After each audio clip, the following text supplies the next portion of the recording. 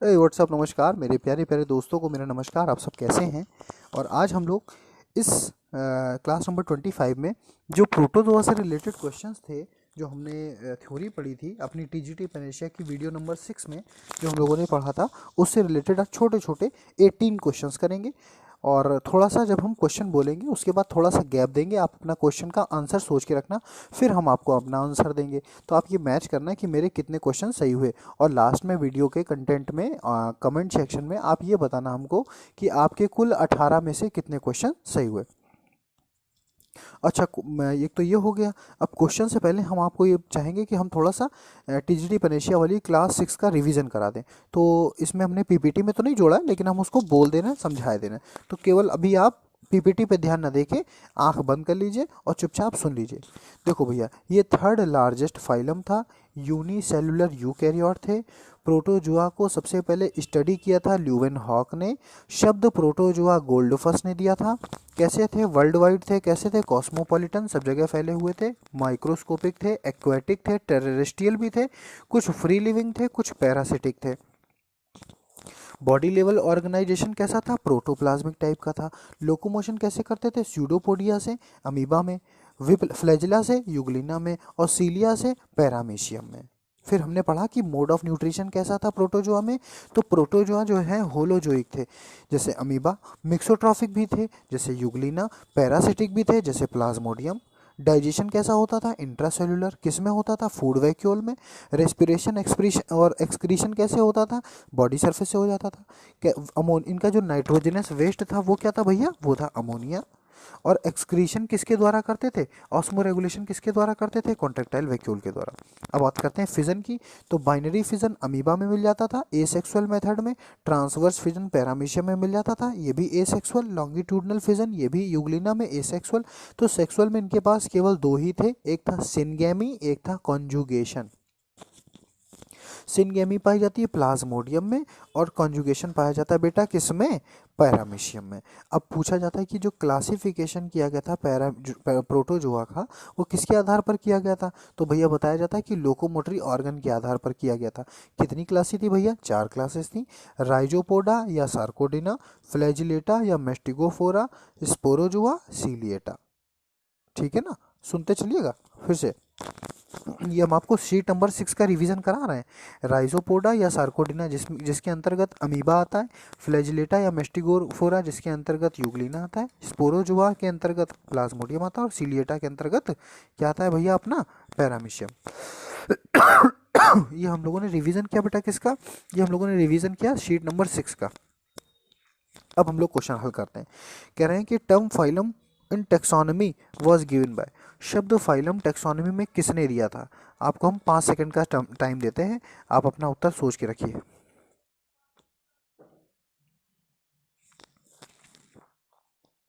चलिए, आपने उत्तर सोच लिया होगा। इसका उत्तर है option number 2, that is G.L. Cuvier. शब्द फाइलम किसने दिया था? Cuvier, G.L. क्यूवियर ने। Animal which have a well marked digestive cavity, most important, कि वेल मार्क्ड डाइजेस्टिव कैविटी है, ये किस में रखा जाएगा? अब ध्यान देना थोड़ा सा। पहला ऑप्शन है पैराजोआ, दूसरा ऑप्शन है एंटीरोजोआ, तीसरा ऑप्शन है मेटाजोआ, चौथा ऑप्शन है ब्रायोजोआ। अपना उत्तर सोच लीजिए।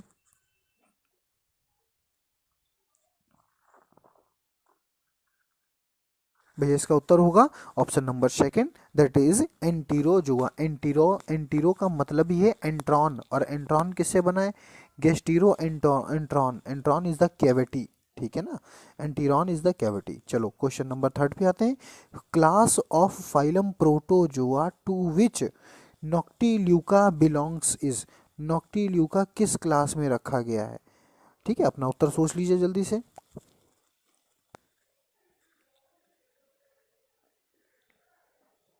चलिए, आपने अपना उत्तर सोच लिया होगा बेटा। इसका उत्तर जाएगा मेस्टिगोफोरा। इसका उत्तर क्या जाएगा? मेस्टिगोफोरा। न्यूक्लियर डाइमॉर्फिज्म किसमें देखी जाती है? न्यूक्लियर डाइमॉर्फिज्म किसमें देखा जाता है? एंटमीबा में, लीशमानिया में, ट्रिपैनोसोमा में, और पैरामीशियम में। क्वेश्चन नंबर 4 की बात कर रहे हैं हम लोग कि न्यूक्लियर डाइमॉर्फिज्म किसमें देखी जाती है। उत्तर सोच लीजिए अपना।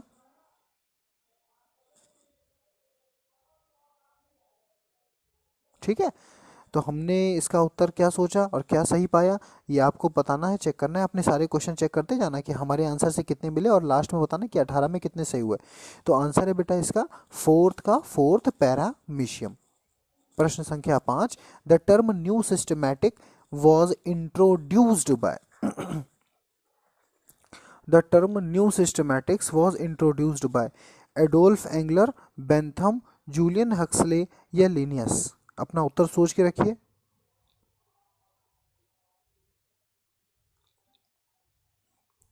तो उत्तर है इसका बेटा 5 का 4 लिनियस। ठीक है।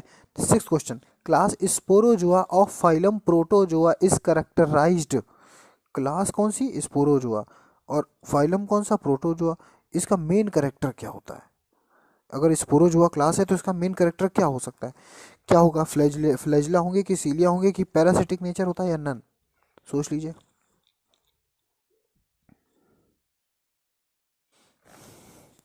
चलिए आपने सोच लिया होगा। The answer is parasitism. Answer क्या हो गया भैया इसका? पैरासिटिज्म। नेक्स्ट स्लाइड देखना ध्यान से। The vector for causing sleeping sickness. Sleeping sickness कौन कॉज करता है? हाउस फ्लाई, मॉस्किटो, सीसी फ्लाई या बटरफ्लाई? आंसर दीजिए। द आंसर इज थर्ड, 7 का थर्ड, सीसी fly. Question number 8, in which class locomotory organ are absent. किस क्लास में लोकोमोटरी ऑर्गन नहीं होता? राइजोपोडा में, स्पोरोजोआ में, सेक्टोरिया में, मेस्टिगोफोरा में? उत्तर दीजिए बेटा।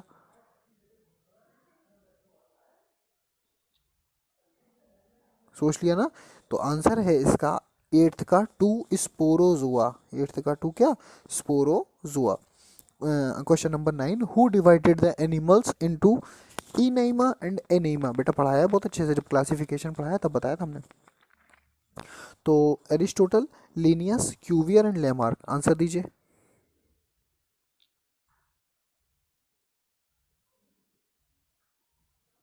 चलिए answer is Aristotle. Question number 10, proterospongia is the connecting link between protozoa porifera, porifera coelenterata, protozoa annelida and porifera annelida. उत्तर दीजिए बेटा।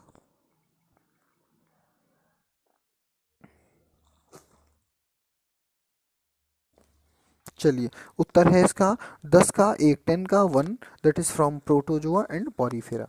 क्वेश्चन नंबर 11, इन प्रोटोस्टोमिया ब्लास्टोपोर क्या बनाता है? प्रोटोस्टोमिया में ब्लास्टोपोर क्या बनाता है? जब क्लासिफिकेशन हम पढ़ते हैं तो हम इन सब क्वेश्चंस को कर रहे थे, हमने बताया था बहुत अच्छे से। प्रोटोस्टोमिया में ब्लास्टोपोर क्या बनाता है? Answer is mouth. Next 12 number, holophytic nutrition is found in one of the following. Holophytic nutrition किस में पाया जाता है? देखो होलोजोइक होता तो अमीबा हो जाता, तो एक ऑप्शन तो पहले ही हटा दो कि अमीबा नहीं है। फिर बचा हाइड्रा, पैरामीशियम और यूग्लिना। अब आंसर सोच लीजिए क्या हो सकता है? होलोफाइटिक न्यूट्रिशन किसका हो सकता है? हाइड्रा का कि पैरामीशियम का कि यूग्लिना का? Question number 12। ठीक है ना? Answer is Euglena. आंसर क्या जाएगा इसका? यूग्लिना। क्वेश्चन नंबर 13, किस क्वेश्चन में आ गए? Question number 13, the contractile vacuole is mostly present in which form of protozoan. अब बताओ भैया कॉन्ट्रेक्टाइल किस में प्रेजेंट होगी? Contractile vacuole is mostly present in which, ध्यान दीजिएगा बहुत इंपॉर्टेंट क्वेश्चन है ये contractile vacuole is mostly present in which protozoan. Contractile vacuole किस में पाई जाएगी? तो भैया मैराइन प्रोटोजोन होगा उसमें पाई जाएगी, या जो पैरासिटिक होगा प्रोटोजोन उसमें पाई जाएगी, या फिर फ्रेश वाटर प्रोटोजोन होगा उसमें पाई जाएगी, या फिर ऑल ऑफ द एबव। तो आंसर क्या लगाओगे भैया? Fresh water protozoan. आंसर क्या जाएगा? Fresh water protozoan.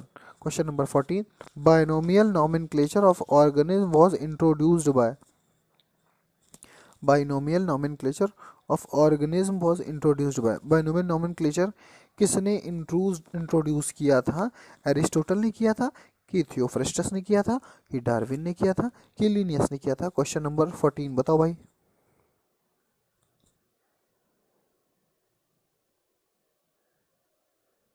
बताएं भाई।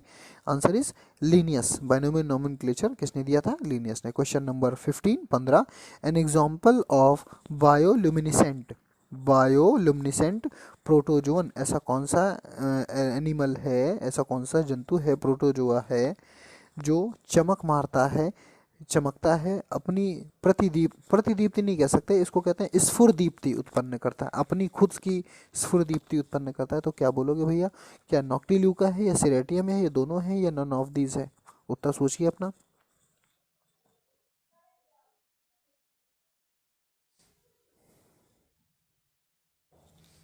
चलिए, answer is both 1 and 2, that's why noctiluca and ceratium both. ठीक है।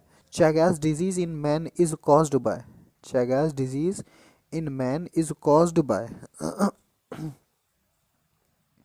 ये जो चैगास डिजीज है मैन में, वो किसके द्वारा कॉज की जाती है भाई बताइए? ट्रिपैनोसोमा गेम्बियंस है, ट्रिपैनोसोमा क्रूजी है, ट्रिपैनोसोमा इक्विनम है, या ट्रिपैनोसोमा ब्रूसी है? आंसर दीजिए।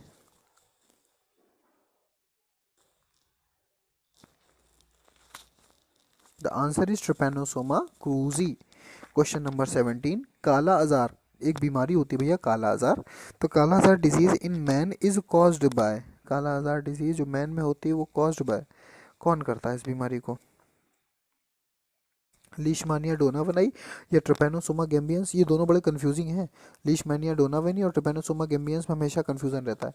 तो leishmania donovani, trypanosoma gambiense, trypanosoma cruzi and giardia, तो इन चारों में से क्या उत्तर हो सकता है काला आजार जो बीमारी है उसको करने के लिए?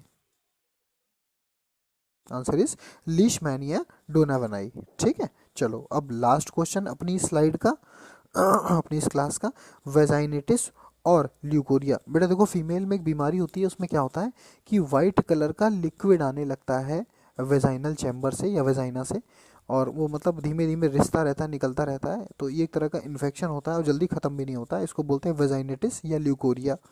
ठीक है। जो ये बीमारी जो फीमेल में होती है, ये कौन कॉज करता है? चार ऑप्शन है आपके पास, ट्राइकोमोनास वेजिनियलिस, ट्राइकोनिम्फा, नॉक्टिल्यूका, एंजिरार्डिया।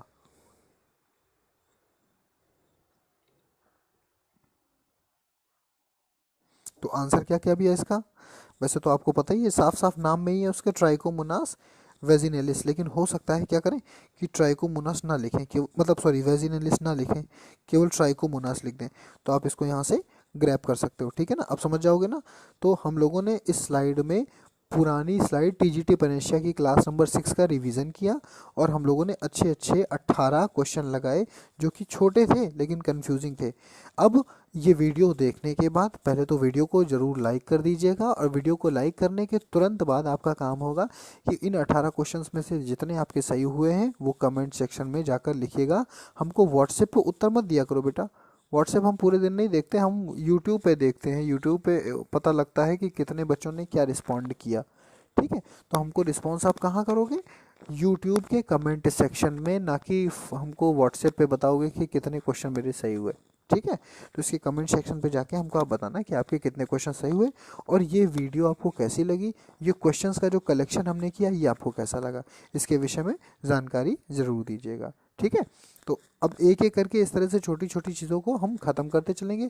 कुछ बच्चों को हमने बताया था कि बेटा नोटिफिकेशन आ गया है, तो उन्होंने सोचा है कि नोटिफिकेशन इस चीज़ का आ गया कि डेट पता चल गई। नहीं बेटा, डेट नहीं पता चली। अब ये बात कंफर्म हो गई है कि हाँ एग्ज़ाम तो पक्का होगा। अब ये आप मान के चलो मार्च के पहले तक इन्होंने क्योंकि बोला था, अब ये देखिए कब कराते हैं, क्या डेट देते हैं, लेकिन मार्च के पहले तक कराने की बात है। तो हमें तो बस जिस दिन से डेट आ जाएगी उस दिन से हमें और ज़बरदस्त मेहनत करनी है, लेकिन उससे पहले हम लगातार क्वेश्चन लगाते चलेंगे। हम एक से एक अपनी रमेश गुप्ता एमपी कौशिक के पीछे के सारे क्वेश्चन लगा डालेंगे, ये हमारी नैतिक जिम्मेदारी है। वीडियोस को बार बार देखेंगे, वीडियोस की जो पीडीएफ हमने प्रोवाइड कराई है उन नोट्स की पीडीएफ निकाल के अपनी हार्ड कॉपी अपने पास रखेंगे, और रोज़ सुबह और शाम को सोने से पहले और जगने के तुरंत बाद आधे आधे घंटे देखेंगे, पढ़ेंगे, तैयार करेंगे। ठीक है ना। तो अच्छे से पढ़ाई करिए, मन लगा के पढ़ाई करिए। हो सकता हो ये बायोलॉजी वालों के लिए अंतिम मौका हो, तो ये मौका मेरे बच्चों के हाथ से जाना नहीं चाहिए। ठीक है ना। ठीक है। तो अच्छे से पढ़िए, मन लगा के पढ़िए, मटेरियल के लिए कतई परेशान ना होइए। जब तक हम हैं आपको सब अच्छी अच्छी चीज़ें प्रोवाइड कराते रहेंगे। Thank you so much, bye bye, love you all, good night.